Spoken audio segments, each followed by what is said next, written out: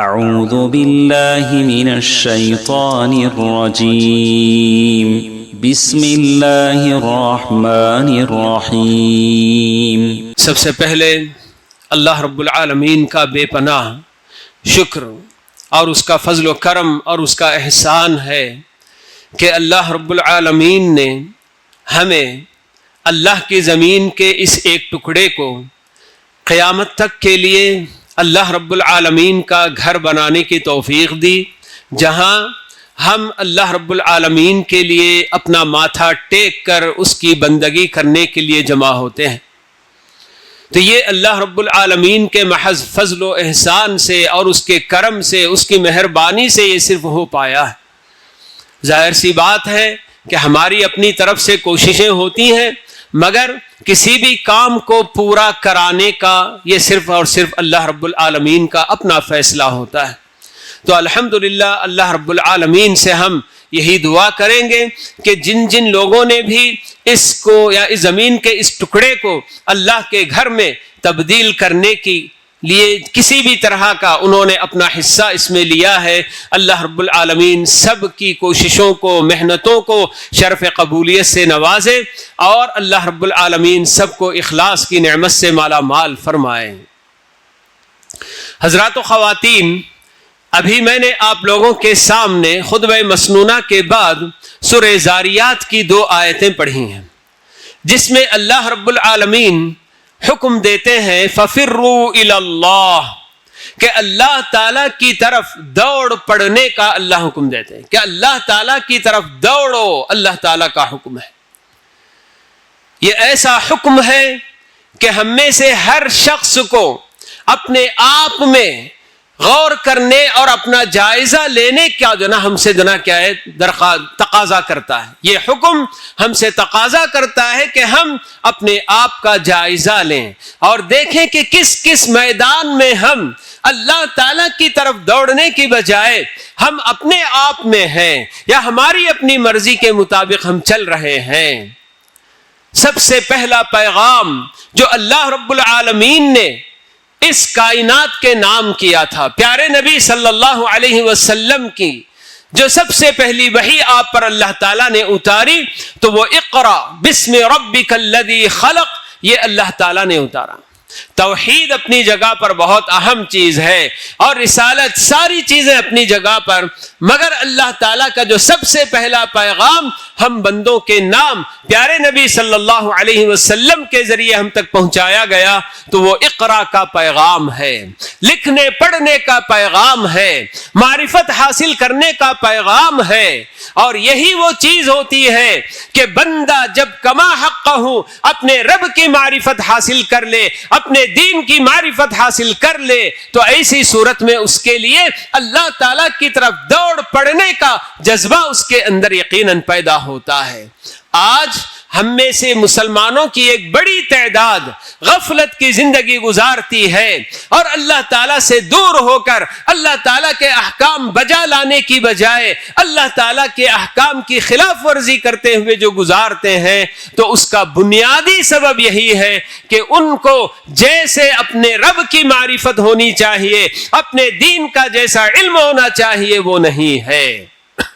تو یہ اللہ تعالیٰ کا پیغام کہ فَفِرُّوا إِلَى اللَّهِ، اللہ تعالیٰ کی طرف دوڑنے کا اللہ جو حکم دے رہے ہیں، تو اس میں پہلی فرصت میں ایک ایک مومن کو یہ پیغام دیا جا رہا ہے کہ جہالت سے نکل کر علم کی دنیا میں آؤ، جہالت سے نکل کر علم کی دنیا میں آؤ، جہاں تمہیں بہت ساری باتیں معلوم ہو جائیں گی۔ اپنے رب کے بارے میں تمہیں معلوم ہوگا کہ ہمارا رب کیسا مہربان رب ہے، کیسا رحیم ہے، کیسا غفور ہے، اور وہ کیسا بالکل کیا ہے سب کے لیے انصاف پسند کرنے والا، کہ جس کے اندر کہیں کسی کے لیے کوئی ظلم و زیادتی نہیں ہوتی۔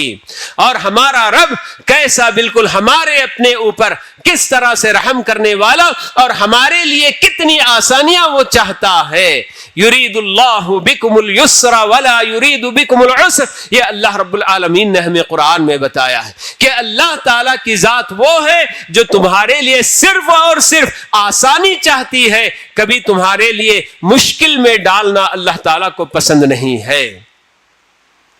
وَتَمَّتْ كَلِمَةُ رَبِّكَ صِدْقًا وَعَدْلًا. اللہ تعالیٰ نے یہ بھی قرآن میں ہم کو بتایا ہوا ہے کہ تمہارے رب کی ساری باتیں سچائی پر بھی مبنی ہیں اور عدل و انصاف پر مبنی ہیں. سچائی اللہ تعالیٰ نے جتنی خبریں ہم کو دی ہیں, چاہے وہ گزرے ہوئے زمانے سے متعلق ہو, ماضی سے متعلق جتنی بھی خبریں اللہ تعالیٰ نے ہمیں دی ہیں کہ فلاں فلاں قومیں گزری ہیں, فلاں فلاں نبی گزرے ہیں, ان کی قوموں نے کیسے اپنے نبیوں کے ساتھ سلوک کیا اور ان کا انجام کیا ہوا. برے لوگوں کا بھی اللہ نے ذکر کیا ہے, بہت سارے نیک لوگوں کا بھی اللہ تعالیٰ نے ذکر کیا ہے. تو اللہ تعالیٰ نے جتنی بھی خبریں دی ہیں ماضی سے متعلق ہو یا پھر آئندہ آنے والے مستقبل سے, فیوچر سے تعلق رکھنے والی خبریں کہ ایک دن قیامت قائم ہونے والی ہے اور اس دنیا کا کیا حال ہونے والا ہے اور پھر اس کے بعد جنت اور جہنم میں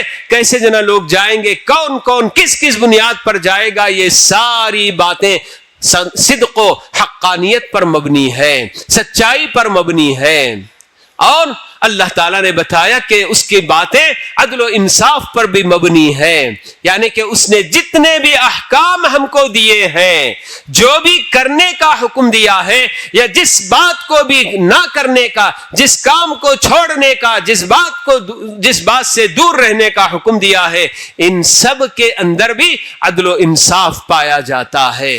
اللہ تعالیٰ کبھی کسی بندے کو اس کی اپنی طاقت سے بڑھ کر کوئی تکلیف نہیں دیتے, چاہے وہ مرد ہو, چاہے عورت ہو, چاہے امیر ہو, چاہے غریب ہو, بیمار ہو, تندرست ہو, ہر ایک کے لیے اللہ رب العالمین نے ایسے احکام دیے ہیں کہ بس ان پر عمل کرنا کسی کے لیے کوئی دشواری نہیں ہوگی. مریض جہاں ہوتے ہیں بہت سارے احکام میں اللہ تعالیٰ نے ان کے لیے چھوٹ دے دی ہے, رخصتیں اللہ تعالیٰ نے بیان کی ہیں. یہ سب اللہ رب العالمین کے عدل و انصاف پر مبنی باتیں ہوتی ہیں. جب ایک بندہ اپنے رب کے بارے میں جانکاری حاصل کر لیتا ہے کہ میرا رب کتنا مہربان ہے کہ اس نے پوری کائنات کو میرے لیے مسخر کر رکھا ہے, کائنات کی ایک ایک چیز سے میں فائدہ اٹھاتا ہوں, اسے میں اپنے استعمال میں لے کر آتا ہوں. یہ اگر اللہ تعالیٰ نے میرے لیے نہیں بنائی ہوتی تو کون میرے لیے یہ بنا کر دیتا. یہ بندہ سوچتا ہے اور اللہ تعالیٰ نے جو احکام دیے ہیں ان میں بھی اگر غور کرتا ہے تو اس کو یہی لگتا ہے کہ ہاں اس میں بھی آسانی ہی ہے, 5 وقتہ نماز ہی ہے. اگر اللہ تعالیٰ ہمیں اور بھی زیادہ نمازیں پڑھنے کا حکم دیتا تو کیا ہوتا, لیکن اللہ تعالیٰ ہم بندوں کی فطرت کو جانتا ہے. جس نے پیدا کیا کیا اس کو نہیں معلوم کہ یہ بندہ کس چیز کو برداشت کر سکتا ہے, کون سی چیز اس کے لیے مشکل ہو سکتی ہے. تو اللہ رب العالمین نے اپنے حکمت کے فیصلوں سے ہمارے لیے یہ سارے احکام دیے ہیں. تو تب یقیناً بندے کے اندر یہ جذبہ پیدا ہوتا ہے کہ میں اپنے رب کی طرف دوڑوں. فَفِرُّوا إِلَى اللَّهِ, جو اللہ تعالیٰ کا یہ پیغام ہے ہم بندوں کے نام, تو اس میں سب سے پہلے ہمارے اپنے لیے ایک ایک مومن کے لیے اس کی ضرورت ہے کہ وہ جانکاری حاصل کرے. وہ پیغام جو کہ اللہ تعالیٰ نے سب سے پہلا پیغام اقرا کی شکل میں اللہ تعالیٰ نے دیا ہے, کسی مرد کے لیے کسی عورت کے لیے اس میں کوئی چھوٹ نہیں ہے کہ بس ایسی عورت ہے, مرد ہے یا بڑا ہو گیا ہے ویسے ہی گزار دے زندگی, اس کی کوئی چھوٹ نہیں ہے. پیارے نبی صلی اللہ علیہ وسلم کے زمانے میں جب اسلام میں داخل ہونے والے بڑی بڑی عمر کے لوگ بھی داخل ہوتے تو اللہ کے نبی نے کبھی ایسا نہیں کیا کہ یہ تو بہت بڑی عمر کے ہو گئے ہیں, اب ان کو کیا اسلام سکھایا جائے. نہیں, اللہ کے نبی صلی اللہ علیہ وسلم اپنے صحابہ کو ان کے حوالے کرتے کہ جاؤ ان کو لے جاؤ اور دین کی جو جو اہم باتیں سب سکھاؤ ان کو, کیونکہ دین پر عمل کرنا ایک ایک مسلمان کی ذمہ داری ہے. تو یہ فَفِرُّوا إِلَى اللَّهِ کا پیغام اللہ رب العالمین نے ہمیں دیا ہے. تو اس میں جہالت سے نکل کر علم کی دنیا میں آنا ہے, یہ بھی پیغام ہے. شرک اور بت پرستی چھوڑ کر, بدعات اور خرافات چھوڑ کر توحید کی طرف, سنت کی طرف دوڑنے کا بھی اللہ تعالیٰ اس کے اندر حکم دے رہے ہیں. آج مسلمانوں کی ایک بڑی تعداد جو اپنے آپ کو مسلمان تو کہتی ہے مگر چونکہ لا علمی، جہالت کہ شرک کیا چیز ہے ان کو نہیں معلوم، جس کی وجہ سے شرک جیسے گناہ میں وہ مبتلا ہیں اور اپنے آپ کو اس سے نکالنے کی کوشش بھی نہیں کر رہے ہیں۔ شرک صرف اتنا ہی نہیں ہے کہ اللہ تعالیٰ کو اپنا معبود تسلیم نہ کر کے غیر اللہ کو اپنا خدا اور اپنا جنک پیدا کرنے والا، روزی روٹی دینے والا یہ مان لینا، صرف یہی شرک نہیں ہے۔ آج بہت سارے مسلمانوں کے دل و دماغ میں یا ان کو یہی بات سمجھ میں آتی ہے کہ شرک صرف وہ ہے جو کہ کفار اور مشرکین کر رہے ہیں، یعنی کہ اللہ تعالیٰ کو مانے بغیر اللہ تعالیٰ کی بجائے اپنے ہاتھوں سے تراشی ہوئی مورتیوں کو اپنا معبود سمجھ لینا، ان کے سامنے جا کر جھکنا، ان کے سامنے خشوع اور خضوع اختیار کرنا، اور یہی جو کہ شرک ہے۔ معلوم ہونا چاہیے کہ اللہ تعالیٰ پر ایمان رکھتے ہوئے بھی اگر اللہ رب العالمین کی جو خاص خصوصیات ہیں، ایسے کام جو سوائے اللہ کے اور کوئی نہیں کر سکتا، ایسے کسی کام کے اندر اگر کوئی بندہ کسی غیر اللہ کو سمجھتا ہے کہ ہاں اس کے بھی بس میں یہ کام کرنا ہے، وہ بھی یہ کام کر سکتا ہے، تو یہ بھی شرک میں داخل ہے۔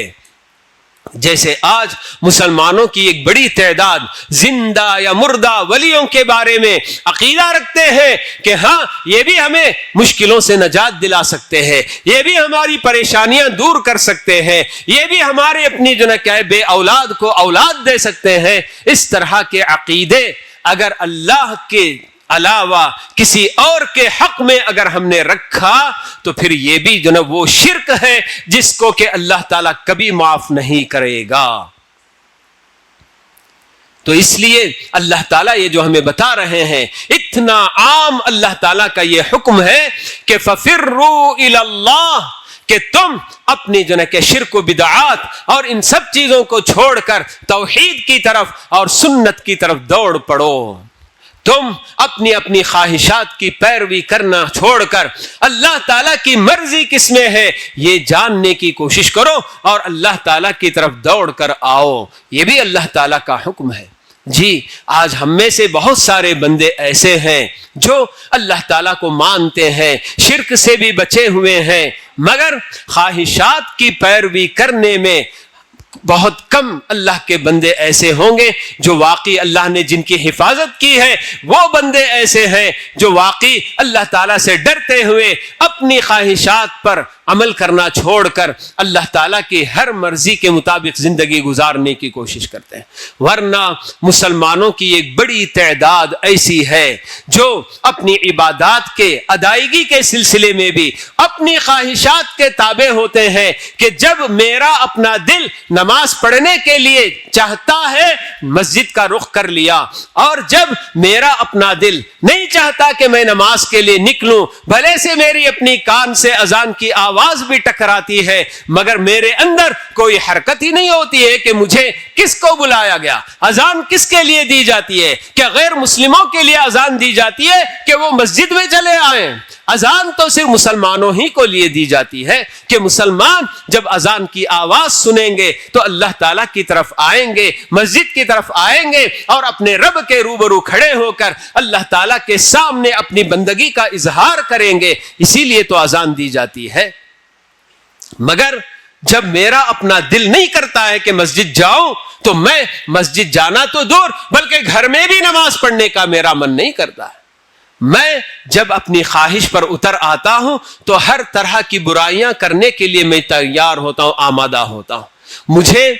اللہ تعالیٰ کا کوئی ڈر، میری موت کا ڈر، قیامت کا ڈر، کسی چیز کا، نہ قبر کا ڈر، کسی چیز کا کوئی ڈر نہیں ہوتا۔ بڑے آرام سے دھڑلے سے میں اللہ تعالیٰ کی نافرمانی میں بالکل آگے آگے نکل کر چلا جاتا ہوں۔ تو یہ ہمیں اللہ تعالیٰ جو بتا رہے ہیں فَفِرُّوا إِلَى اللَّهِ، تو تم اپنی خواہشات کی پیروی کرنے کے اس جگہ کے چنگل سے نکلو، اس دلدل سے نکلو اور اللہ تعالیٰ کی مرضی کے مطابق اپنی زندگی ڈھالنے کی کوشش کرو۔ یہ بھی اللہ تعالیٰ کا اس کے اندر پیغام ہے۔ ہاں کچھ بندے ایسے بھی ہوتے ہیں جن کے لیے طاعت کے کام کرنا آسان ہوتا ہے، پہلی صف میں نماز میں بھی آ جائیں گے، تلاوت بھی آپ ان کو کرتے ہوئے دیکھیں گے, روزہ بھی رکھتے ہوئے دیکھیں گے, سب کچھ کریں گے, مگر اندر کے اندر بڑی بڑی جو برائیاں کرنا بھی ان کا اپنا شیوا ہوتا ہے. لوگوں سے چھپ چھپ کر, لوگوں کی نگاہوں سے چھپ کر, بند کمروں میں یا دور ایسے مقامات میں جہاں ان کا کوئی پہچاننے والا نہیں ہوتا, ایسی جگہوں میں جا کر برائیاں کرنا, اللہ تعالیٰ کی نافرمانیاں کرنا, ایسے بھی کچھ لوگوں کی عادت ہوتی ہے. جہاں میں اللہ تعالیٰ سے ڈر کر مجھے ہر طرح کی برائی سے اپنے آپ کو بچانا ہے, وہاں مجھے صرف لوگوں کا ڈر ہوتا ہے کہ ان لوگوں کو اگر پتہ چل گیا کہ میں نے ایسی برائی کی ہے تو میری اپنی کتنی ذلت ہوگی, میری کتنی بڑی رسوائی ہوگی. بس لوگوں کے سامنے اپنے آپ کو ذلیل کرا لینے یا رسوا ہونے سے تو ڈرتا ہے انسان, مگر جس ذات سے جیسے ڈرنا چاہیے ویسے بالکل بھی نہیں ڈرتے. اگر صحیح معنوں میں اللہ تعالیٰ کا خوف ہمارے اپنے دلوں میں اگر اتر گیا تو ہم دنیا کے کسی بھی کونے میں چلے جائیں, اللہ تعالیٰ سے اس کی نافرمانی کرنے سے پہلے ہمیں جو بہت سوچنا ہوگا. اتق اللہ حیث ما کنت, اللہ کے نبی صلی اللہ علیہ وسلم کی یہ نصیحت ہے کہ آپ دنیا میں جہاں کہیں بھی رہیں اللہ تعالیٰ سے ڈرتے رہیں. تو یہ اللہ تعالیٰ کا پیغام ہے کہ ففروا الی اللہ, کہ اللہ تعالیٰ کی طرف دوڑ پڑو. اور اس کے لیے اللہ تعالیٰ نے دوسری آیت میں بات بتائی کہ تم اللہ کی طرف دوڑو گے تو کیسے, وَلَا تَجْعَلُوا مَعَ اللَّهِ إِلَٰهًا آخر, جو یہ سب سے دنیا کا سب سے بڑا گناہ ہے کہ اللہ تعالیٰ کو چھوڑ کر یا اللہ تعالیٰ کے ساتھ کسی اور کو بھی معبود تسلیم کر لینا. حقیقت یہی ہے کہ اللہ تعالیٰ ہمیں قرآن کریم کی کتنی آیتوں میں یہ حقیقت بتاتے ہیں, بات بتاتے ہیں کہ کتنے بندے ایسے ہیں جنہوں نے اپنی خواہشات کو اپنا معبود بنا لیا ہے. افرأیت من اتخذ الہہ ہوا, اللہ تعالیٰ بتاتے ہیں کیا آپ نے ایسے آدمی کو دیکھا ہے کہ جس نے اپنی خواہشات کو اپنا معبود بنا لیا. معبود وہ ہوتا ہے کہ جس کی ہر بات بندہ مانتا ہے, جس کا ہر حکم اللہ تعالی یعنی کہ معبود کا بندہ مانتا ہے تو وہی معبود ہوتا ہے. لیکن جو بندے اپنی خواہشات, ہر خواہش جو پوری کرنے کے لیے, چاہے وہ واجبات اور فرائض میں کوتاہی کرنے کی خواہش ہو اسے بھی پوری کرتے ہیں, اور بڑے بڑے حرام کام کرنے کی خواہشات ہوتی ہے ان خواہشات کو بھی پوری کرتے ہیں, تو گویا ایسا بندہ اپنی خواہش کو اپنا معبود بنا لیا ہے, اپنا خدا بنا لیا ہے کہ جب وہ ہمارا اپنا نفس جو خواہش کر لیا فوراً اس خواہش کو جنا عمل کر لینا, تو اس خواہش کی اطاعت کر لینا. تو نفس کی اطاعت کر کے گویا بندے اپنے آپ کو یعنی اپنا معبود اپنی خواہشات کو بھی بنا لیا کرتے ہیں. تو یہ ہمارے لیے اللہ رب العالمین نے جو باتیں بتائیں کہ ففروا الی اللہ, تو ایک طرف سے اللہ تعالیٰ کی طرف دوڑ پڑنے میں ہماری اپنی زندگی کا ہر کام بالکل شامل ہے. ہماری اپنی عبادات میں, ہمارے اپنے معاملات میں ہمیں اپنی نظر ڈالنی ہے کہ میرے اپنے معاملات کیسے ہوتے ہیں. معاملہ جب ہم کہتے ہیں تو معاملہ ایک انسان کا دوسروں کے ساتھ ہوا کرتا ہے. میرے اپنے ماں باپ کے ساتھ میرا معاملہ, میرے اپنے بھائی بہنوں کے ساتھ میرا معاملہ, میرے اپنے رشتہ داروں کے ساتھ, میرے اپنے پڑوسیوں کے ساتھ, میرے اپنے کاروباری معاملات ہوتے ہیں. میں اپنا کاروبار کن بنیادوں پر کر رہا ہوں؟ سچائی اور امانت جو کہ کاروبار کی برکت کی بنیاد بتائی گئی ہے. ہر کاروبار میں آدمی اگر سچائی اور امانت داری کے ساتھ اس کو انجام دیتا ہے تو اللہ تعالیٰ اس میں ضرور برکت عطا کرتے ہیں. تو کیا میرا اپنا کاروبار سچائی پر مبنی ہے, امانت پر مبنی ہے؟ مجھے اپنا جو جائزہ لے کر دیکھنے کی ضرورت ہے. آج کتنے ایسے لوگ ہیں کاروبار سمجھتے ہیں کہ یہ تو بالکل ہوشیاری اور چالاکی کا کام ہے, تو میں جس کسی کو بھی جتنا بڑا دھوکہ دے دوں میں اتنا بڑا ہوشیار آدمی ہوں. آدمی یہ سمجھتا ہے دھوکہ دینا یہ ہمارا اپنا جو ہے کہ مسلمان کا شیوا ہو ہی نہیں سکتا. من غشنا فلیس منا. اللہ کے نبی صلی اللہ علیہ وسلم فرماتے ہیں جب آپ نے دیکھا بازار میں, جی اللہ کے نبی صلی اللہ علیہ وسلم کا معمول تھا کہ آپ ہر طرح کے کاموں میں برابر جی نگرانی کیا کرتے تھے. ایک مرتبہ ایک صحابی بالکل غلہ فروخت کر رہے تھے بازار میں, تو اللہ کے نبی اچانک ہی اپنا ہاتھ اندر کر دیے غلے کے اندر. تو دیکھا آپ کے ہاتھ میں نمی لگی, گیلا ہے اندر سے غلہ. تو آپ نے پوچھا اے اللہ کے بندے, اوپر سے تم نے سوکھا رکھا ہوا ہے اور اندر سے پورا تر ہے, گیلا ہے. تو صحابی کہنے لگے اللہ کے نبی بارش ہو گئی تھی جس میں یہ سارا غلہ بھیگ گیا تھا, تو اس لیے میں نے اس کو اندر کر دیا اور اوپر سے بالکل سوکھا رکھ دیا ہے. تو آپ نے بتایا کہ کیوں نہیں تم نے جو گیلا اس کو اوپر رکھا, تاکہ سارے لوگ جان لیتے کہ تمہارا غلہ کیسا ہے, تم نے یہ دھوکہ دیا ہے. اس وقت آپ نے یہ بات بتائی کہ من غشنا فلیس منا,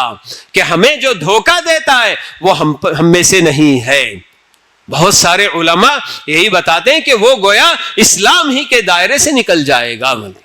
تو یہ سب ہمارے اپنے معاملات پر ہماری اپنی نظر ہونی چاہیے. ہم اللہ کی طرف دوڑنے کے لیے ہر چیز میں ہمارا اپنا جائزہ ہم کو لے کر دیکھنے کی ضرورت ہے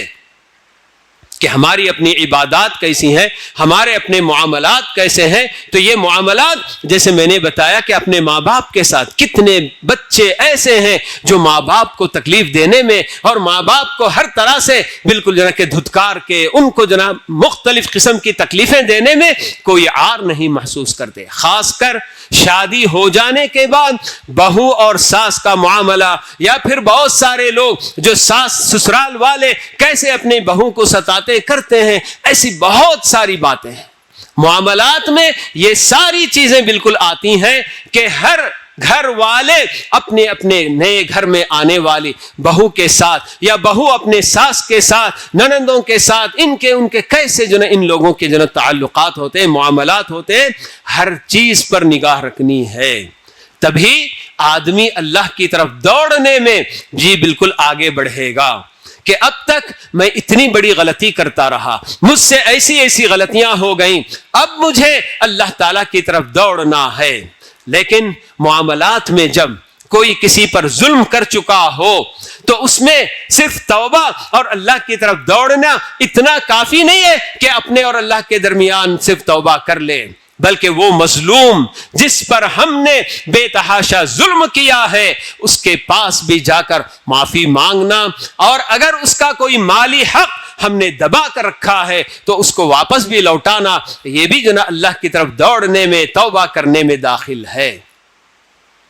اللہ تعالیٰ ہمیں جو عام بات بتاتے ہیں وَأَنِيبُوا إِلَىٰ رَبِّكُمْ وَأَسْلِمُوا لَهُ, کہ تم اپنے رب کی طرف, کیونکہ رب وہ ہے جو ہم کو پال رہا ہے, روزی روٹی دے رہا ہے, پوری کائنات کو سنبھالے ہوئے ہے, تو ایسے پروردگار کی طرف تم ذرا دوڑ پڑو, اس کی طرف ذرا رجوع کرو. اور رجوع کرنے کی دلیل کیا ہوگی؟ وَأَسْلِمُوا لَهُ, اور اس کے سامنے اپنے آپ کو جھکا دو, سرنڈر کر دو کہ پروردگارا تیرا جو حکم ہے اسی کے مطابق میں زندگی گزارنے کی کوشش کروں گا. اللہ تعالیٰ نے ہمیں یہ نہیں بتایا کہ دنیا کو آپ پوری طریقے سے فراموش کر دو, جی اپنی جنہ کیا ہے, نہ بیوی بچے ہوں, نہ کوئی جنہ پیسہ روپیہ ہو, نہ کوئی گھر ہو, کچھ نہیں, ایسا اللہ نے نہیں بتایا ہے. اللہ تعالیٰ ہمیں کیا بتاتے ہیں, ہر چیز تم اختیار کرو مگر اس دائرے میں رہ کر جو دائرہ میں نے بنایا ہے. اللہ تعالیٰ نے جو حکم ہم کو دیا ہوا ہے اس کے مطابق بس جو ہے تم زندگی گزار لو. یہ اللہ تعالیٰ کا ہم سے جو ہے کیا ہے فیصلہ ہے. تو ایسے میں یقیناً یہ اللہ تعالیٰ کا اتنا عظیم حکم ہے کہ فَفِرُّوا إِلَى اللَّهِ, تو ہم زندگی کے ہر شعبے میں اپنا اپنا جائزہ لے کر, کیونکہ ہر بندہ خود اپنے بارے میں اور اپنے گھر والوں کے بارے میں خوب اچھی طرح سے جانتا ہے کہ میں کیسا ہوں, میرے اپنے گھر والے کیسے ہیں, کیسی ان کی زندگی گزرتی ہے. تو اس لیے ہر کسی مسلمان کو جی سب سے پہلے جانکاری حاصل کرنے کی بہت سخت ضرورت ہے کہ آج بہت ساری جہالت کے کام جو کیے جاتے ہیں، بدعات، خرافات میں، شرک تک میں اگر بندہ مبتلا ہوتا ہے تو شیطان اس کی جہالت کا ہی فائدہ اٹھاتا ہے۔ سب سے پہلے اپنے آپ سے دین کے تعلق سے جو جہالت ہے اسے دور کرنے کی ایک ایک مسلمان کو کوشش کرنی چاہیے۔ جبھی تو اللہ کے نبی صلی اللہ علیہ وسلم کا فرمان آیا، طلب العلم فریضۃ علی کل مسلم، کہہ کر کہ علم حاصل کرنا، دین کے بارے میں جانکاری حاصل کرنا، یہ ایک ایک مسلمان کا فریضہ ہے، چاہے وہ مرد ہو، عورت ہو، بڑی عمر کا ہو، جوان ہو، ہر کسی کے لیے اللہ کے نبی صلی اللہ علیہ وسلم کا یہ حکم ہے۔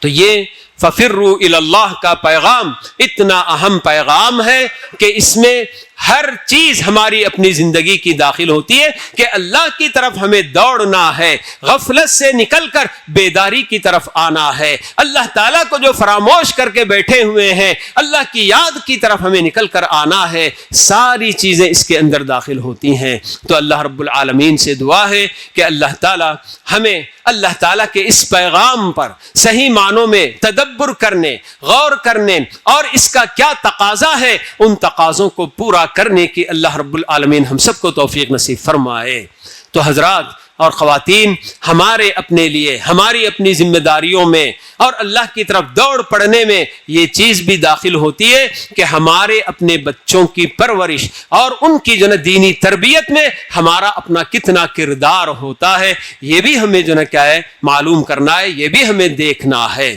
تو لہٰذا بہت ساری مساجد میں الحمدللہ جی مکاتب کا بڑا بہترین اہتمام اور انتظام ہوا کرتا ہے۔ تو بالکل اسی طرح سے انشاءاللہ ہماری اس مسجد میں بھی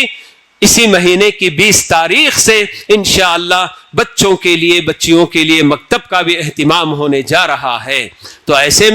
میں آپ تمام جتنے بھی اپنے بچوں کے سرپرست ہیں، جی ذمہ داران ہیں، سب سے میں درخواست کروں گا کہ یہاں آس پاس رہنے والے جو بھی ہیں تو اپنے اپنے بچوں کو اس مکتب میں شامل کر کے اللہ کا کلام سیکھنے اور بہت ساری دعائیں اور بہت ساری بنیادی جو آداب، اسلامی آداب وغیرہ ہوتے ہیں، اخلاقی پہلو سے باتیں ہوتی ہیں، ایسی بہت ساری اہم باتیں بچوں کو ان کے بچپن سے سکھانے کا اہتمام ہوگا۔ تو میں سب سے درخواست کرتا ہوں کہ آپ یہ پیغام جی گھر گھر پہنچائیں اور برابر محلے کے آس پاس، مسجد کے آس پاس جتنے بھی لوگ رہتے ہیں اپنے بچوں کو مکتب بھیجنے کا اہتمام کریں تاکہ ان کی اپنی زندگی میں دنیاوی تعلیم کے ساتھ ساتھ دین سے بھی ان سے کہ محبت پیدا ہو اور دینی تعلیم بھی ان کو حاصل ہو سکے۔ اللہ تعالی ہم سب کو اللہ رب العالمین کی مرضی پر چلنے کی اللہ تعالی ہم سب کو توفیق نصیب فرمائے